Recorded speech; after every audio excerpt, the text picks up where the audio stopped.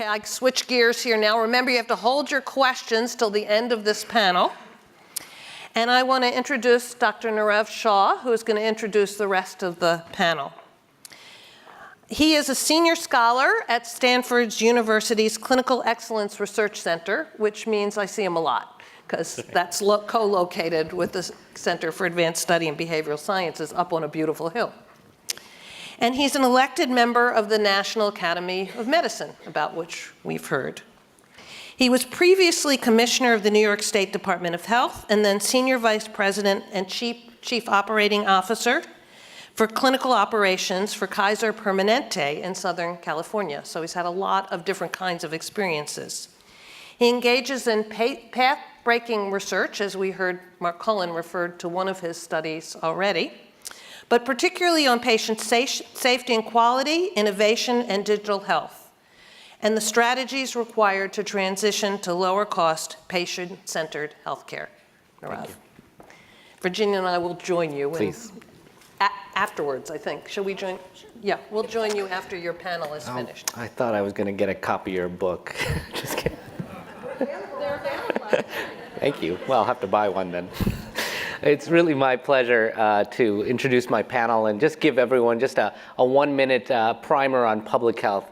I think we heard a very nice description from Margaret of what public health was defined 1,000 years ago in Siena. But I prefer a 1920 definition from one of the greats of public health, C.E.A. Winslow, who defines public health as the science and art of preventing disease, prolonging life, and promoting human health through organized efforts and informed choices of society, organizations public and private, communities, and individuals. And most of you know about public health. When it fails, you know about Flint and what happened with the water. You know about Hurricane Sandy and what happened in New Orleans. So it's kind of the silent, when you don't know about it, that's public health, and we only hear about the bad things. But you'll hear some good things today, too, about what are the opportunities. And I hope you understand what you take away is that there is real need for all of your collective thinking, our collective thinking, around how do we approach public health in the new age that we're entering. I'm really pleased that we have 3 fantastic panelists today to describe some of their work and some others' work around AI, machine learning, and public health. Our first speaker is John Auerbach, who is the president and CEO of the Trust for America's Health, which is a nonprofit, nonpartisan organization dedicated to saving lives by protecting the health of every community and working to make disease prevention a national priority. He's also one of the most thoughtful and powerful voices in public health in America. Chad Heilig is the Associate Director for Data Science at the CDC. And although he did get his PhD from UC Berkeley, we're still happy to have him here today. And finally, our final speaker will be David Buckeridge, who's a professor of epidemiology and biostatistics at McGill University in Montreal, one of the leaders in AI for Canada, actually. And we're proud to note that he's one of our own with a PhD in biomedical informatics from Stanford University. John, please begin. Thank you. Thanks.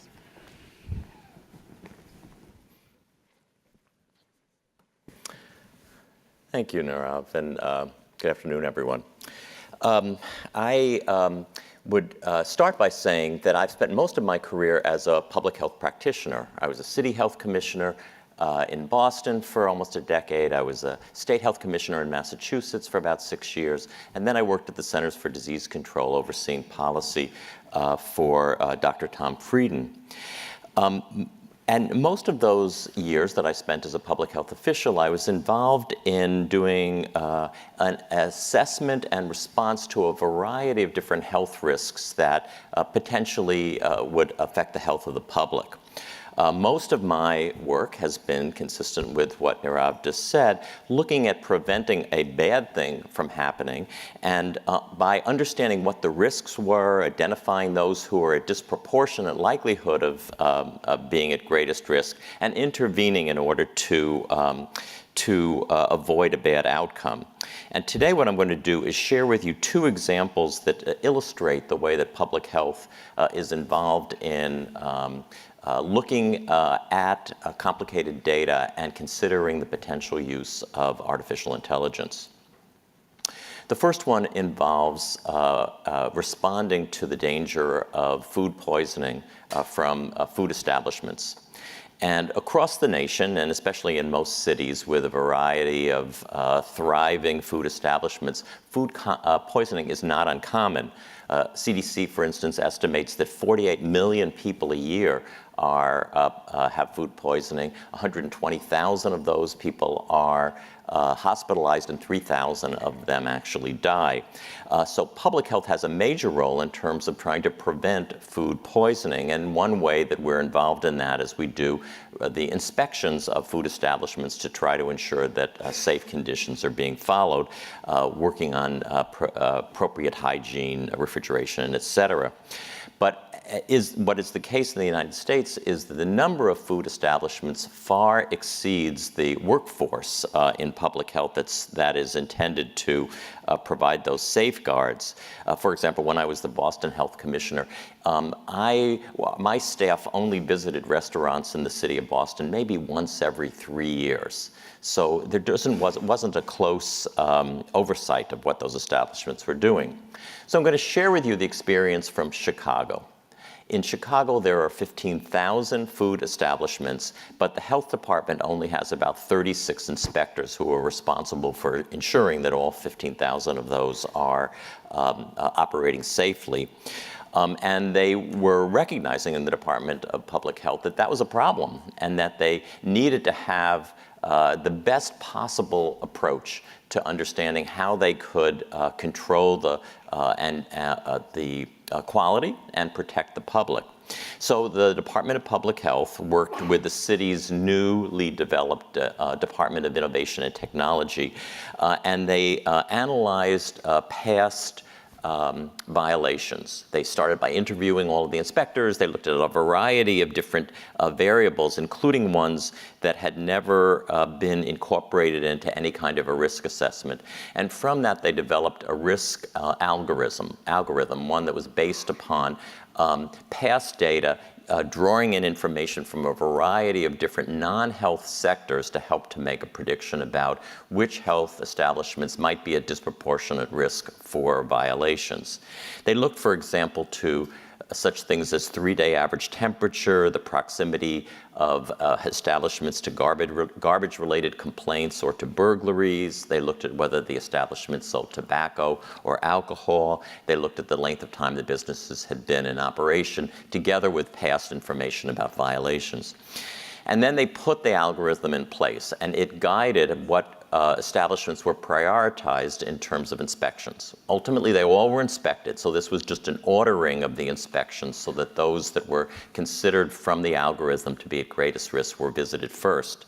And then they evaluated it, and what they found was that by following this method, they were actually able to identify those establishments in violation 7 days earlier than they otherwise would be in the other method. Ultimately, everyone was visited, so there wasn't a discrimination in terms of visiting some but not visiting others, but they ordered the timetable for when they would be visited based upon this.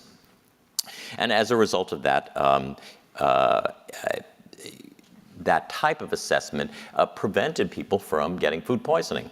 The formula that they developed was done in a manner that allowed it to continue to improve over time as new information became available about the variables that might suggest which places were at greater risk, and so it's continuing to be strengthened based upon the approach that they've taken. The second approach, the second example that I'll be giving you, involves one of the worst outbreaks of HIV in the nation. This took place in 2015 in a relatively small rural county in Indiana called Scott County. Scott County has about 4,400 people in it, and by the end of the time this outbreak was over, more than 200 people were identified with HIV. That's about 5% of the county population. And shockingly, most of those people were infected within a relatively short period of time, about a 2-year period. The outbreak was particularly instructive in understanding the intersection between the epidemics, if you will, of opioid use, of the use of injection clean needles, and of infectious diseases like not only HIV, but also hepatitis and other sexually transmitted diseases. And part of the response to that outbreak was the rapid involvement of state public health officials, including the state health commissioner at that time, Jerome Adams, who is now the U.S. Surgeon General, as well as officials at CDC. I was at CDC at that time. And folks went in and they responded by screening the population, by linking people up to drug treatment and HIV counseling, and by bringing services into the county that hadn't been there before. But what they also understood through doing the interviews with the people who lived in the counties, that there were other risk factors that went beyond the access to health care or the elevated risk of opioid use that had to do with such things as unemployment, the number of people who were finishing high school, the sense of despair within the county. There were, in fact, people who said, when offered the services, what's the point? What's the point of getting services for HIV? You know, we're going to die early anyway. So there was a recognition that addressing the social determinants of health, being sensitive to those, was critically important in terms of the response. And the interventions were effective. Policy was changed at the state level. The governor, after opposing it, agreed to support needle exchange, for example. And public officials at CDC at the end of the outbreak wondered, would it be possible to predict other counties in the United States that had similar characteristics and might be considered a disproportionate risk for a similar type of outbreak? So working with partners, CDC developed a multi-step analysis to identify what appeared to be the indicator variables that might suggest risk in other counties around the country. And these included looking at some of the health-related indicators I've mentioned, like prescription opioid and other drug sales, overdose deaths, but it also included socioeconomic information such as per capita income, unemployment, and it included race and ethnicity data.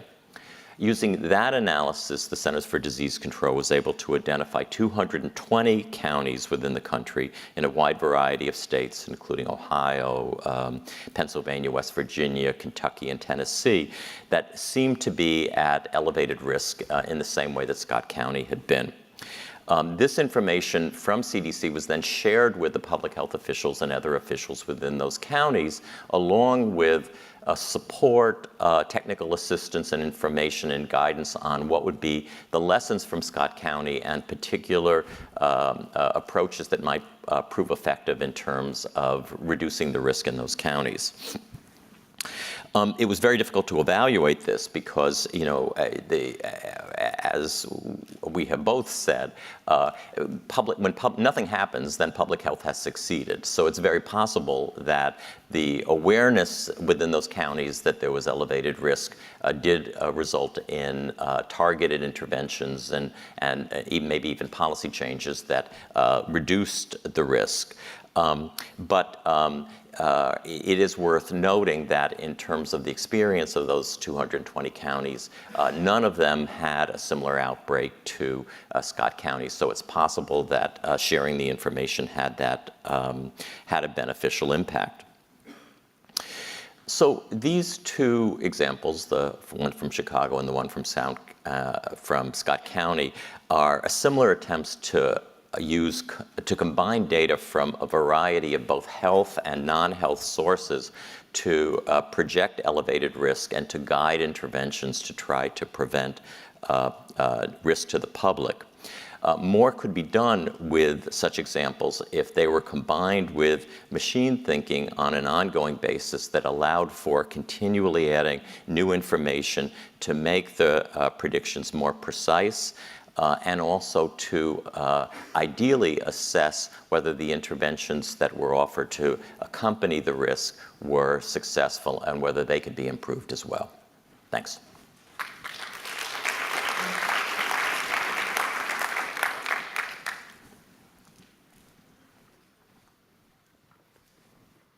I'm also going to share two examples of the use of machine learning in public health applications at the Centers for Disease Control and Prevention. I'm going to focus on two that are specific to making better use of meaning from text, and also maybe give a bit of a pointer to other places that CDC is looking at using machine learning applications. The first is for monitoring autism spectrum disorder in children. Every 2 years, the CDC coordinates a network of sites to gather evaluations about 8-year-old children. These evaluations are accumulated over their encounters with educational and clinical and other settings, and so these evaluations might contain anywhere from a few hundred to a few thousand words. A few years ago, one of my colleagues, Matt Maynor, at the CDC showed as a sort of a proof of concept that he could train a machine model, random forest specifically, on the text of evaluations from one site's data from 1 year, and then to predict which children meet the surveillance case definition in the following round. And he achieved 87% accuracy, where the agreement between experts is 91%. And so this actually fairly naive structure of a model performed remarkably well. The main advantage potentially is that we have a very labor-intensive process where typically these evaluations are reviewed by experts on the order of, across all of the sites, 10 to 15,000 every 2 years. And a trained model might be able to help to do that part of the workflow more quickly and either therefore expand what we can do, the reach of the monitoring program, or allocate scarce resources more efficiently. Another example is using emergency department records. This is a contrasting example in a few ways. One is that when a person shows up at an emergency department, one of the first pieces of information that might be available is their chief complaint, which is going to be a few characters to perhaps a few hundred characters. So there the size of the message is already different, but the scale is different as well. There are millions of emergency department encounters each day in the United States, and networks of using this information regularly for local and state level practice. In this case, a couple of different machine learned models will help to, on the one hand, group together conceptually similar chief complaints. There are certain practices currently that group chief complaints based on matching strings, substrings, not even quite as complicated as regular expressions. And using machine learned models might be able to help us develop conceptual groupings that would improve our ability to find patterns in the data. And secondly is a model that might use the content of the chief complaint to extract more meaning and be able to, in some cases, anticipate what the discharge diagnosis is going to be, and therefore gain a bit of lead time in the application of these data for public health practice. Earlier today, Professor Chen told us that the penetration of machine learning into medicine lags about 10 years. The penetration of medicine lags a bit further into public health practice. And so CDC is exploring a few of these applications, also the use of computer vision for identifying sidewalks in built environments, the use of computer vision for microscopy and radiography, the use of other semantic methods for social media feeds, and so on. But in the practice of public health, our ability to use these tools is still limited by a little bit by our imagination, but also by our access to the methods themselves. And then, most importantly, making methods that are shown to be useful available to state and local practice.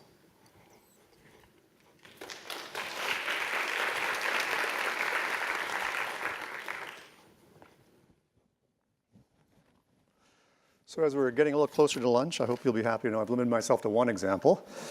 But before I go there, I want to back up to a bit of the big picture, which I think, in terms of public health, which I think others have kind of laid out nicely, including Victor Zhao in his talk. But I want to really think of a number, and this number is the percent of all disability and premature death in the United States that's attributable to chronic disease.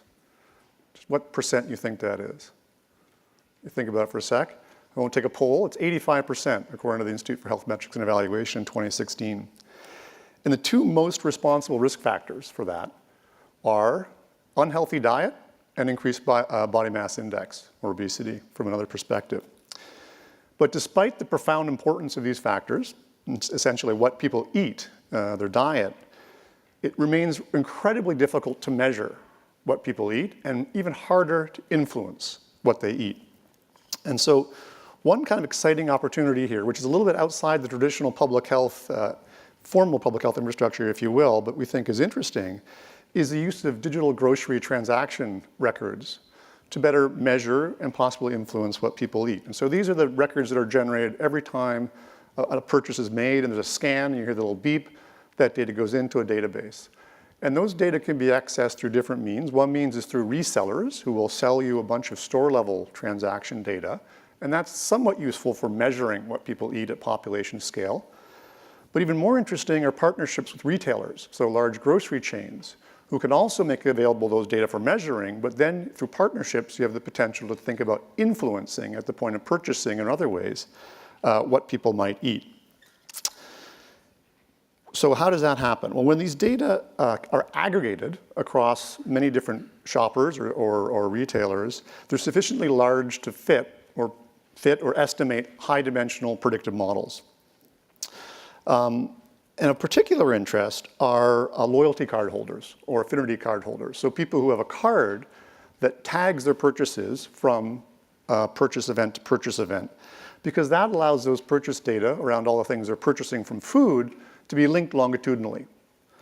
And then you can start to think about responses to stimuli. And so response in this case is purchasing different types of food, which may be healthy or unhealthy. And stimuli, of course, are different marketing strategies which are used routinely. Things like coupons, discounts, providing recipes with those ingredients, all sorts of things. Also of interest, because usually when you access these kinds of data, for privacy reasons, you might get the loyalty card scrambled identifier and some kind of rough geographic linkage or relatively geographic linkage, but no other information. However, you can also usually recover some information about those loyalty card holders by linkage to data like census geographically at a neighborhood level. And also marketing firms have shown quite clearly by analyzing basket contents people buy over time, you can also make very good inference about household dynamics or structure. So what's interesting then from a kind of a statistical AI perspective is that you can fit these predictive models, if you will, to these data, particularly for loyalty card members who are frequent shoppers and can be shown to be doing almost all of their purchasing at one particular chain. And then you can create models where you would try to nudge people to make healthier choices. So if you think about Netflix, when you go on and try and pick something to watch, they say, well, people like you have picked this movie. So you could say, well, people like you, who we know, presumably you could do this with somebody's consent, not anonymously, obviously. You sign up for a service, and you could say, people like you that are trying to reduce their blood pressure or trying to reduce weight would probably pick this instead of the thing you usually purchase, and we think you'll like it, and it should make you healthier. And if such a system can be put in place or arranged so it's also either net zero or positive in terms of profits for the retailer and improves the health of the patient or the consumer in this case, then you have kind of a win-win situation in theory. So back to the equity and inclusiveness piece. So what's the potential challenges with this kind of interesting, innovative strategy? At least I think it's interesting. Well, the first is, who's this intervention going to reach? So, where do you actually build these models and train them? What kind of retailer, for example, is going to work with you? And what kind of people are shopping at that store? And of those people who are using loyalty cards and shopping frequently at that store. And so you can see that we're getting an increasingly somewhat distorted, if you will, data set here. And then presumably you could fit such a model, and if you're going to make it commercially viable, you'd have to go and use it in other retailers as well. Well, how well would it really work in different retailers that have different populations of consumers shopping there? We don't know.